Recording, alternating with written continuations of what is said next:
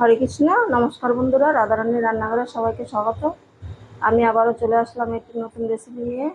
মহালয়ার স্পেশাল মিষ্টি ব্যাসবুসা সুজি দিয়ে বানাবো। চলো দেখুন আপনারা কিভাবে বানাই। বাসবুসা মিষ্টিটা বানানোর জন্য আমি এখানে এই যে 200 গ্রাম সুজি নিয়ে নিয়েছি।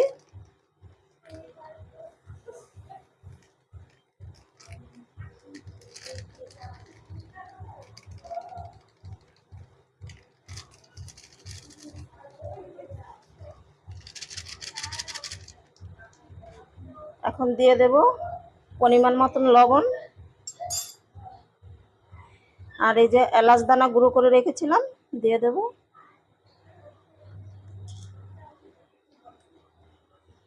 আর আমি কিছুটা পরিমাণে এই 3-4 চামচ সয়াবিন তেল দিয়ে দেব। এখন আমি হাতে একটু ভালো করে মেখে নেব। হাতে একটু ভালো করে মিশিয়ে নিয়েছি। আমি এখানে 200 গ্রাম মতন দুধ নিয়েছি, হালকা কুসুম। এখানে ঠান্ডা দুধও দেওয়া যাবে না, আর একদম গরমও দেওয়া যাবে না। হালকা হালকা কুসুম কুসুম ওই দুধটা দিতে হবে। আর এর মধ্যে আমি এখন দিয়ে দেব এই যে মিশ্রি গুঁড়ো করে রেখেছি, 50 গ্রাম মতন দিয়ে দেব।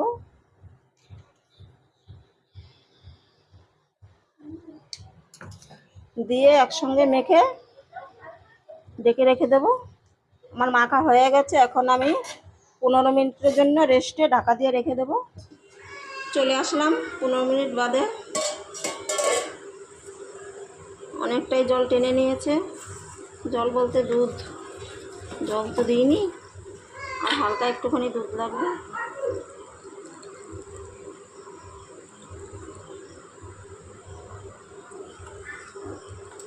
ভালো করে একটু ফেটিয়ে নেব। আমি 3-4 মিনিট ফেটিয়ে নিয়েছি। পিঠের জিনিস যত ফেটাবেন তত সুন্দর হবে। এখন এর মধ্যে দিয়ে দেব আমি বেকিং সোডা, আর একটু দিয়ে দেবো ইনো।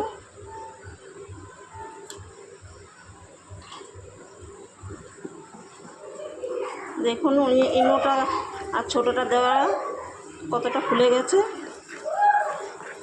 আর এটা দিয়ে বেশিক্ষণ রাখা যাবে না। ভালো করে মেশানো হয়ে গেছে আমার। এখন আমি একটা এই যে কেক টিন নিয়ে নিয়েছি, এর মধ্যে একটু তেল দেব।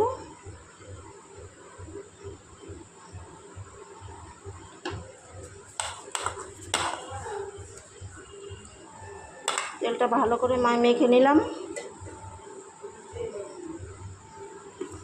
এখন আমি ব্যাটারটা এর মধ্যে ঢেলে দেব।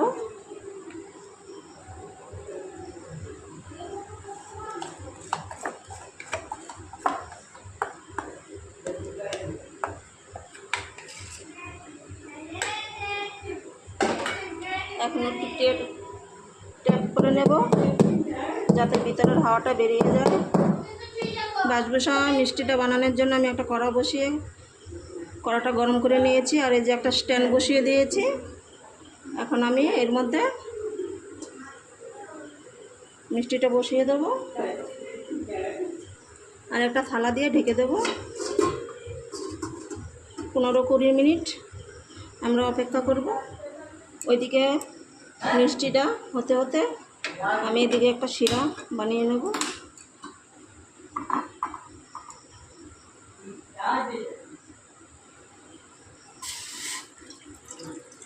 হালকা করে একটু জল দিলাম, 50 গ্রাম মতন।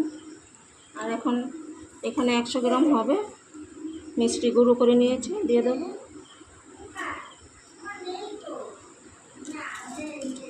দিয়ে একটা শিরা তৈরি করে নেব।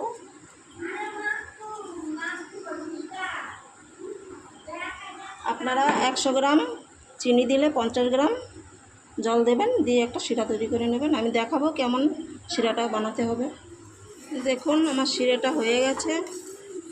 যে এরকম একটা পাতলা পাতলাও না, বেশি মোটাও না, কোনো তার ফার লাগবে না, একটু হালকা মোটা হলেই হয়ে যাবে।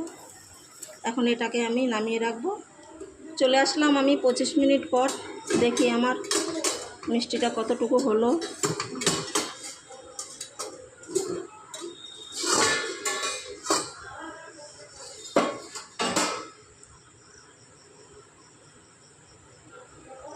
আমি আরও 5 মিনিট রাখবো যাতে হালকা একটুখানি লাল হয়। আবার চলে আসবো 5 মিনিট পর। আরও 5 মিনিট আমি মিষ্টিটা বেক করে নিয়েছি। এখন দেখি, দেখুন উপরটা একটু কালার হয়ে গেছে। এখন নামিয়ে নেব। গরম থাকতেই আমি একটু কেটে দেব।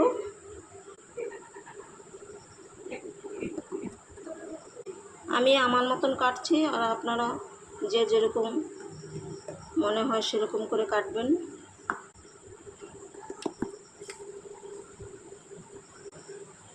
আমি চৌকো করে কাটলাম।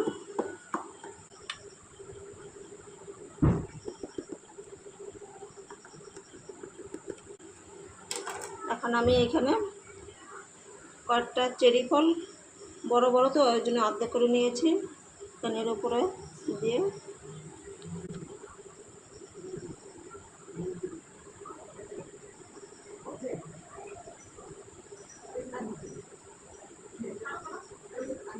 ঠান্ডা হওয়া পর্যন্ত একটু অপেক্ষা করব।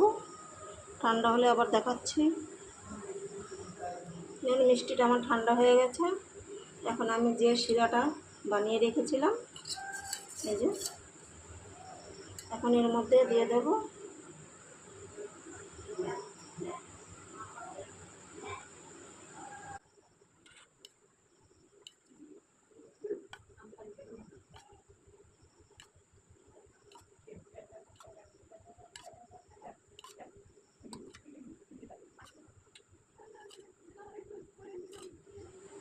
বাসগোসা মিষ্টিটা আমার একদম তৈরি। তো আপনারাও বাড়িতে এভাবে বানাবেন, বাচ্চারা খুব পছন্দ করে। আর মহালয়ার স্পেশাল মিষ্টি। তাহলে দেখলেন তো কত সহজেই মিষ্টিটা আমি তৈরি করে ফেললাম। আপনারাও বাড়িতে এভাবে বানিয়ে বাচ্চাদের দেবেন, ওরা খুব খুশি হবে। ভালো লাগলে কমেন্টে জানাবেন, আর আমার পাশে থাকবেন। দেখা হবে অনেক ভিডিও।